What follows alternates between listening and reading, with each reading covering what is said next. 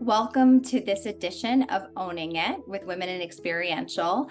Today, I am having a fascinating conversation with Sun Park, who is located in the Philadelphia office of Sparks. Hi, Sun. Thanks for being here. Hi, thanks for having me. I'm so excited to get to know you better and to share your story with your peers. So, what I know about you is you just joined Sparks about a year and a half ago.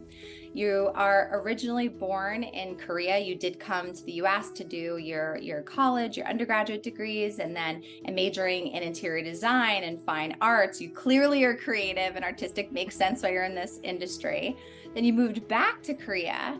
And so working in, your home-based country, that's where you got married. You had both of your kids. You have two children right now, ages 9 and 11. So your daughter's the oldest, Irene, right? And then Ian is your youngest, your 9-year-old.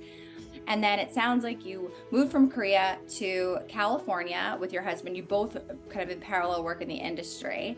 And you were there for a number of years until 2020. You came to Philadelphia, which ironically is where your family, your parents and siblings, they had been living here or moved here around the time that you were in school. You were the only one that went back to Korea. So now for the past several years, you have that extended family. I know it still doesn't make everything easy when you're a working parent, but at least, you have that community around you. So we thought that you'd be a wonderful person to get to know and hear your perspective on this topic of transitions. And because it's the summer months, we're doing this and writing this and recording this in July, August, moving into September, we know that there is this state of flux.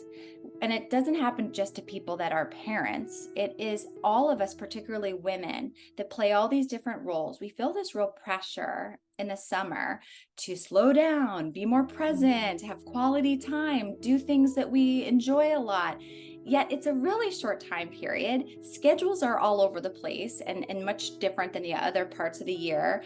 And we feel guilty, we feel stretched, we feel torn, professionally and personally. And so we really aim to learn through your perspective how you're experiencing this time, any advice or kind of insights you can share. And that's where we're going to go with our conversation. Okay. The most peak time for our department is spring and fall, and the summer is like a slow time. So in the spring, when it's end of the school year, it's really chaotic, like all of the concert and everything's going on, and it's really busy at work at the same time. But I'm getting really excited when I'm crossing my to-do list. So I'm trying to stay busy and active when it's really, really busy. Okay. So that helps me more active. So to keep me staying busy, I do like a lot of volunteering, like such as picking up trash in our community, or go to Trados to crayons to like folding clothes for kids. And during this time, it's like a back to school time. So we go and do like pack all the school supplies and send it to people. That's what I do during summer. That's awesome. And do you do that with your kids or with friends? Yes, whole family. That's whole awesome. Family. Yes. Well, in summer when my kids don't go to school, I feel more relaxed. Okay. But at the same time, the work is really slow. So I get really depressed when it's slow. Because you're so used to going and adding all those different things. That's fascinating. Yes. So that slowness feels like, do I matter? Yeah. Also, my kids feel like I see them not relaxing. Like they seem really boring. But I'm at work and they're at home. Yeah. Kids need to be bored sometimes.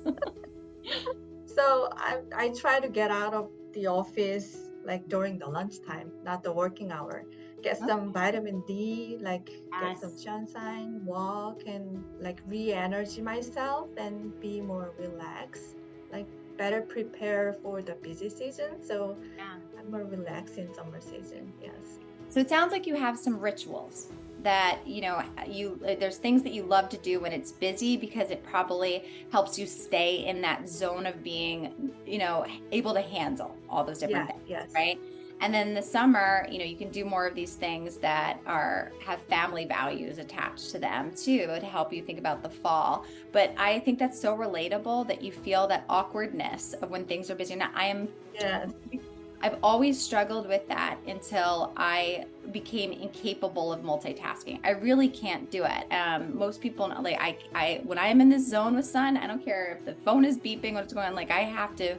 That's how I get my energy, is being present.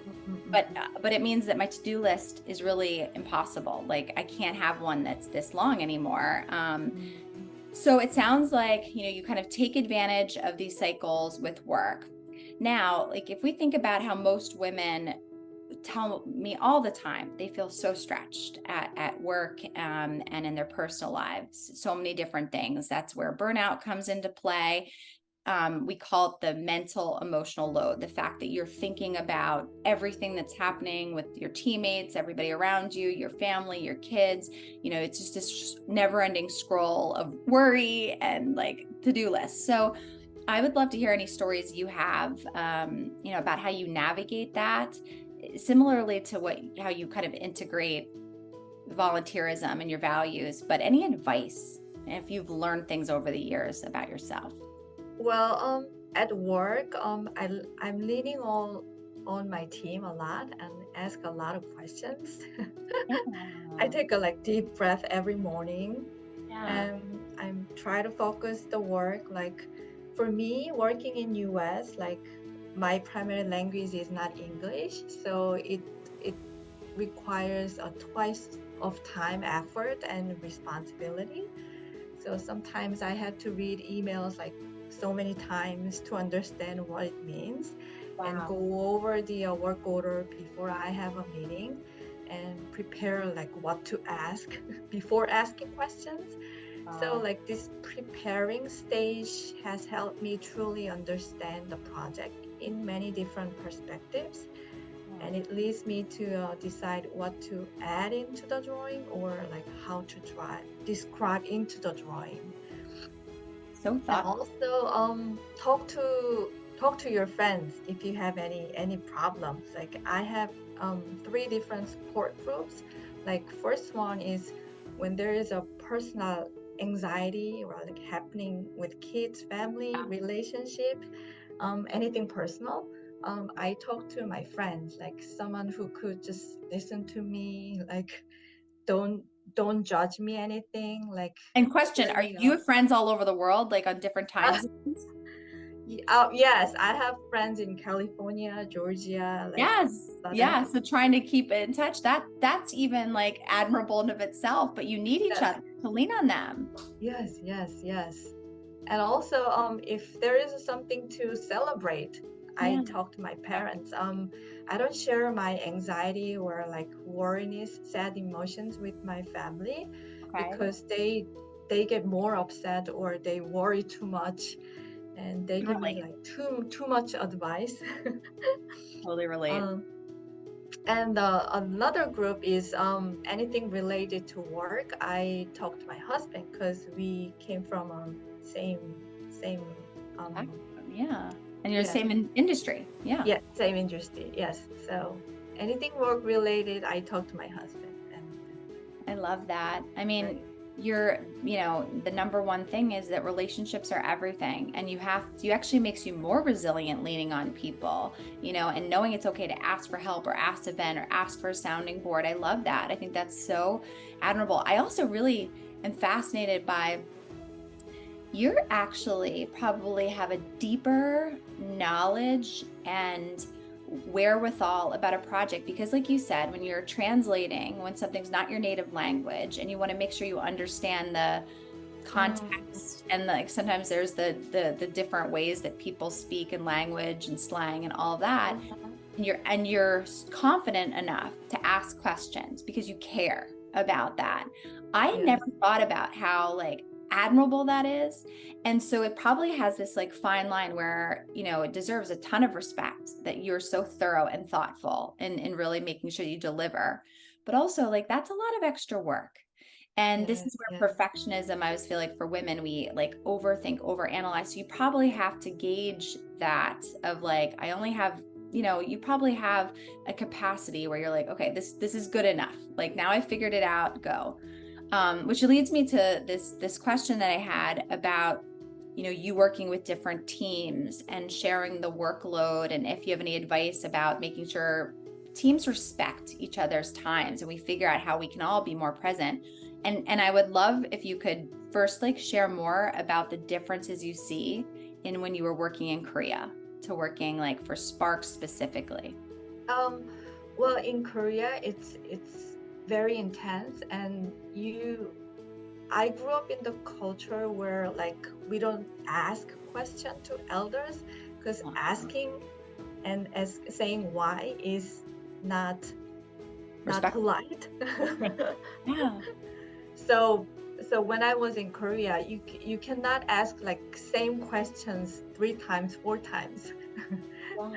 Yes, so you have to be really, really prepared before asking question. Yeah. And if you ask like a dumb question, they will say, "Oh, you don't think about it before you're asking me. So you're You want totally answers." just heaped. Yeah. Yes, yes. You don't lean on me. You have to be independent, and you have to be responsible. Yes, but here it's like everyone's so open, and I'm asking like when I'm writing emails like, excuse me for asking dumb question. They said, no, there's no dumb question. Yes. Love your questions. Like it's really opening, so it's really different. Oh, I'm happy for you to have that environment at Sparks. Yes. I also think it was really, we were talking about how when you went and you launched your career in Korea, and even before having your first daughter Irene, how crazy the hours were like, and late Yes. calls. Tell me again about like what happened then, the decision you had to make after dealing with that kind of overwork epidemic. Oh yes. It's like work is the priority. Yes. So when I got my first daughter, I had to stop working because the working hours are like too long. So I wouldn't be able to come home on time, like every day late. I have to take my daughter to somewhere to take care of me, Yeah. take care of her instead of me when I'm late. You So said that the preschools would stay open till 9 p.m. That yes, like yes. because it's just a culture thing of like work, work, work. Kids come second. Yes, when I was in Korea, my manager had like 5-year daughter, and she has to. At the time, I didn't have my kids, and she has to. Her daughter has to stay in the preschool for like 9 o'clock p.m. because Oh my my goodness. manager had a meeting at night. She Yeah. has to draw like all night Oh my God. sometimes. Yeah, and on top of like, I just think there's so many fascinating things about your story. Like you were saying, also going to school in the US, you learned in like inches a certain format, and then it's a totally different expectation of meters and the the measurements there. And I also like, I know you were saying like it was a really hard decision to leave because you put so much into your career, but that not Mm. at the sacrifice of being there for your daughter. And so kind of moving to the US and having to restart that career is such a common story for women all over the world having to deal with that, right? So I appreciate you sharing that. So back to your team at Sparks, any final advice that you would give about how to help each other share the workload, or your kind of tips for handling these transitional times of year? Well, just try not to take it too personally. just just work hard, like relax, ask questions, lean on your team. Like everyone in Sparks, they're so professional and they're so open-minded. So don't be afraid to, do anything, like ask questions. And lean on those communities. I love how you talked Yes, about all the different communities and even how you lean on them differently, like your yes, family versus your friends and your partners. So it is yes. such a pleasure getting to know you, Sun. Thank you so much for being a part of this conversation and sharing your story. Thank you so much for having me. Thank you.